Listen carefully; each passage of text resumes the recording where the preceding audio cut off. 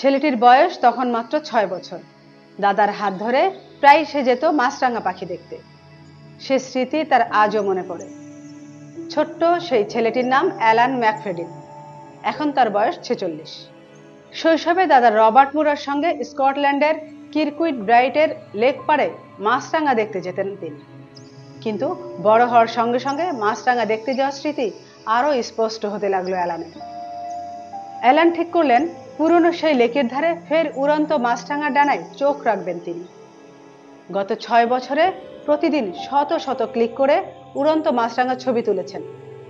হিসেব করে দেখা গেছে 4200 ঘন্টায় তিনি মাছরাঙার ছবি তুলেছেন 7,20,000টি। অ্যালান জানান, পৃথিবীতে এমন ছবি তোলা সৌভাগ্যবান মানুষের সংখ্যা খুবই কম, কারণ মাছরাঙা বুলেটের গতিতে ওড়ে। তাই কাঙ্ক্ষিত ছবি তুলতে পারা যেমন ধৈর্য সাপেক্ষ, তেমনি ভাগ্যের ব্যাপার। আমি প্রায় লেকের ধারে গিয়ে ছবি তুলতাম।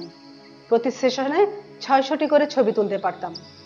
এখন সংগ্রহের হাজার হাজার ছবির মধ্যে থেকে সেরা একটি ছবি খুঁজে পাই। একটা পারফেক্ট শট পেতে 6 বছর লেগেছে।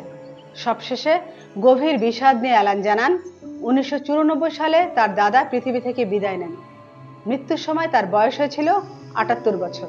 অ্যালানের একটাই কষ্ট, তার দাদাকে নিজের তোলা ছবিগুলো দেখাতে পারেন না।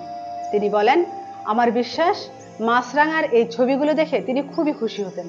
তিনি হয়তো আমাকে নিয়ে গর্ব করতেন। এতক্ষণ আপনাদের সঙ্গে ছিলাম আমি আমেনা ইসলাম।